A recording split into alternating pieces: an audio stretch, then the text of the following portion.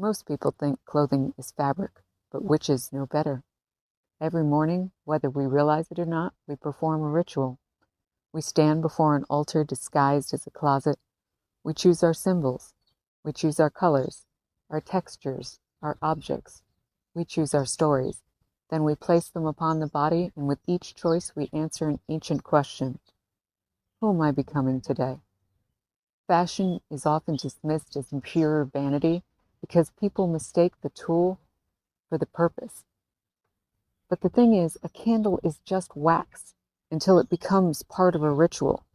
Ink is only pigment until it becomes a sigil or a tattoo.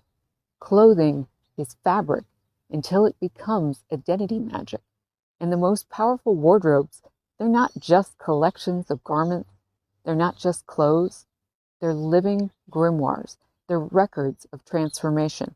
They're maps of becoming. And many women tell me they don't know what their style is, but I don't really think that's true. I think they've forgotten how to listen, because beneath every aesthetic lies something older than fashion. It's the creative spark. It's a seed, a blueprint, the same mysterious force that compels an acorn into an oak and a rose into a bloom. That same force drives us all towards creative expression. And when new life enters the world, when you create something new, it doesn't stop to ask permission to become itself. It unfolds according to its nature. The she-wolf becomes more she-wolf. A raven becomes more raven. The rose becomes more rose. But humans, sometimes they spend years attempting to become anything except themselves. They censor. They chase trends. They imitate strangers. They wear costumes designed by people who've never met us. And then we wonder why something feels wrong. Wonder why we feel disconnected. Why our closets are full, but our spirits remain hungry. But the answer is so simple. We have abandoned our own magic. And the purpose of an inspiration board is not to discover who you want to be. No, it's to remember who you already are. Think of it as divination, not but soul telling. And when you gather that image that you call your own, the thing that speaks to you, the thing that is your home, you're collecting fragments of a hidden pattern. An old library, a moonlit forest, the velvet gown, the silver key, the raven feather, the overgrown cathedral, a rose thorn. These are not random preferences.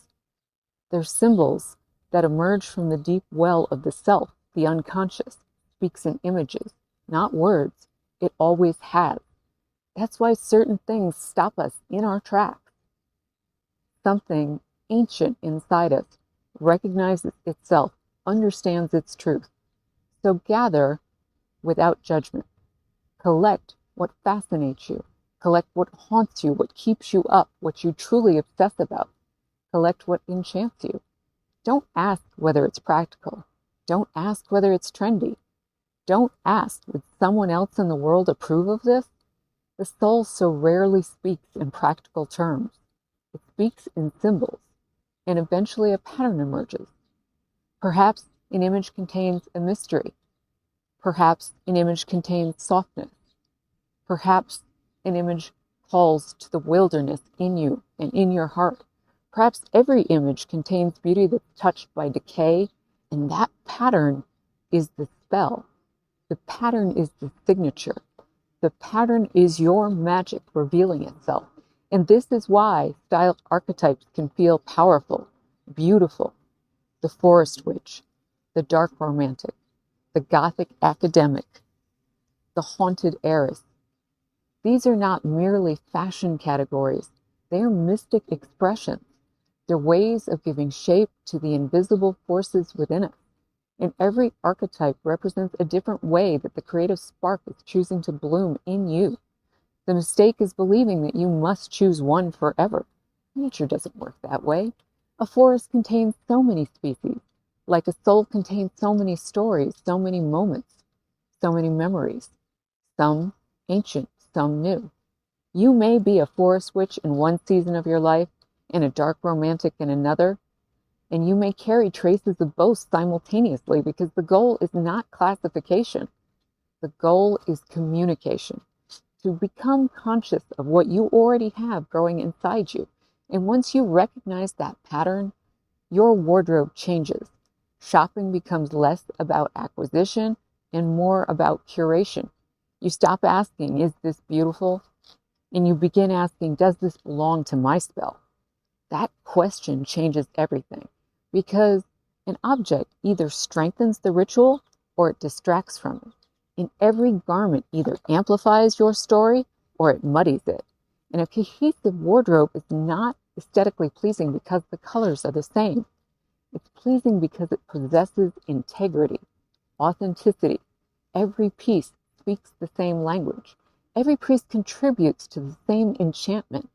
Imagine opening your closet and instead of chaos, you find a circle of allies. They're garments that understand one another, jewelry that echoes the same mythology, the same story you want to tell about who you are. The textures reinforce the same atmosphere, and the colors support the same emotional landscape. This is what magical wardrobe feels like. Not restrictive, powerful, intentional, alive. And perhaps that is the deepest purpose of style. It isn't decoration at all. It's not performance. It's not consumption. It's participation. Participation in the ongoing act of creation. Each morning when you dress yourself, you're engaging in one of the oldest magical practices in existence since the dawn of humanity. You are choosing which aspects of yourself to reveal, which stories you want to embody, which symbols you're carrying into the world as your armor, your strength, your inspiration. You are giving invisible things visible form, and that is the pure essence of magic, the transformation of the unseen into the seen. So if you're searching for your personal aesthetic, don't ask what's fashionable, ask what feels alive. Ask what keeps returning to you in your dreams, in your inspirations, in your obsessions. Ask what image follow you like friendly ghosts tugging at the edge of your skirt. Because style is not something you create from nothing. It's something you uncover. It's a spark, a seed. It's a hidden story that's waiting to take shape in your life. And every morning, with every ritual of dress, you offer that story a body. You send it out into the world, and you send your magic forth. Wardrobe isn't about not being nude. Wardrobe is about crafting the world that you have chosen for yourself. Regardless of what the world thinks, only what speaks to you, that ancient spark of life, is what matters. So, my darlings, my beautiful baby bats, I want you to go out and weave your magic because this world needs it. A moment for the outfit and the jewelry.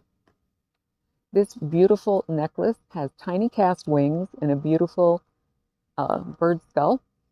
This has a labradorite jewel, and it is a snake vertebra. This also is snake vertebra in the color of nightfall, which is a gray. This is a deer horn antler. All of these pieces are Martha Rotten. You know I'm a fan. No, this is not a paid video. My belt is my new Cena belt from Baby Turns Blue. My handbag today, so beautiful. And this is Heart of Steel. Look at this hardware. Ladies, look at the texture. Sirs, this is a personal space bag if I ever saw one. The sunglasses, so that I can keep from getting a migraine when I'm out in the world. Look at these beauties. And they are from Midnight Hour. And I will show you the full dress. The dress was custom made to measure in the Ukraine by one of the seamstresses that I regularly work with. It is 100% linen. I did steam it before I put it on, but linen wrinkles like a son of a gun.